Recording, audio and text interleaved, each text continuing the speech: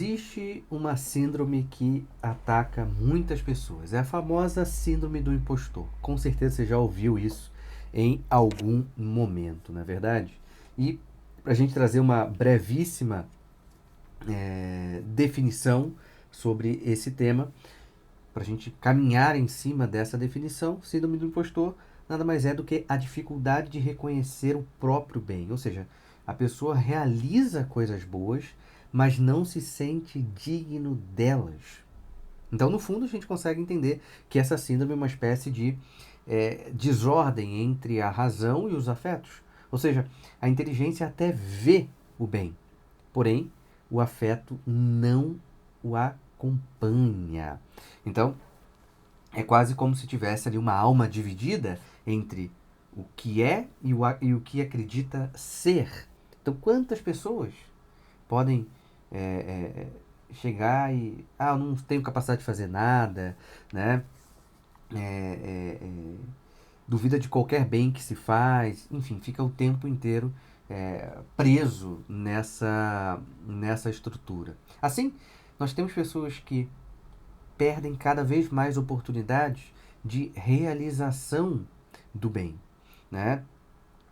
E às vezes essa falta de oportunidade, ou melhor, essa dinâmica de perder a oportunidade de fazer o bem, vem por conta de uma certa expectativa para realizar o bem. É quase como se no final das contas, esse bem só vai ser tão bem quanto eu acho que ele é se acontecer essas coisas. Se tiver esse contexto, se eu tiver esse feedback dessas pessoas, etc, etc, etc.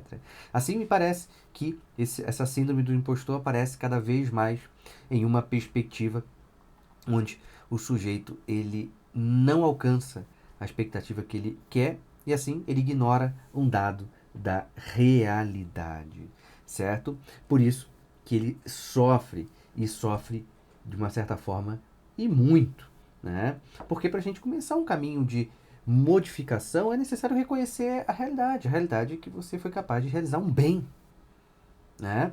E isso parece pouco, mas não é.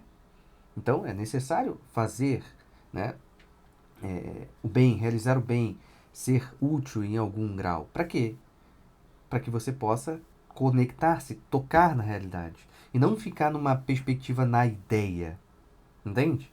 Porque nessa ideia o sujeito vai ficar numa confusão, numa dúvida de si o tempo inteiro. Então, se eu só penso uma coisa e não consigo colocá-la em prática em algum grau, né, vira um problema. E outra coisa, muitas pessoas acham que tem essa síndrome de impostor, mas na verdade só precisa de uma certa forma entender quem realmente é para começar a fazer um movimento para quem deve ser.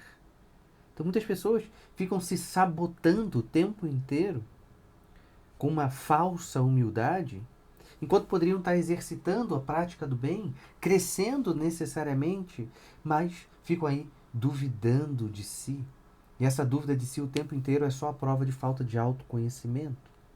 Se eu não me conheço, eu não sei do que eu sou capaz, eu não sei o que eu consigo suportar direito, etc, etc, etc. Por isso, não podemos ficar presos a essa síndrome do impostor. Não é humildade, não é prudência.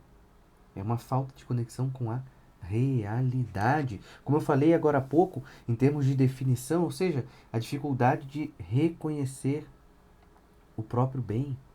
Eu sei que aquilo é bom, mas meu afeto não acompanha. Ou seja, eu faço bem, mas meu sentimento não acompanha isso.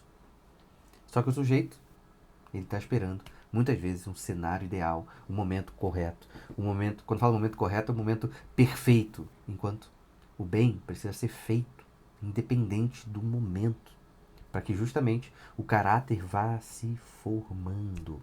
Isso é um ponto extremamente central quando a gente pensa em atacar essa síndrome do impostor tão presente na vida das pessoas.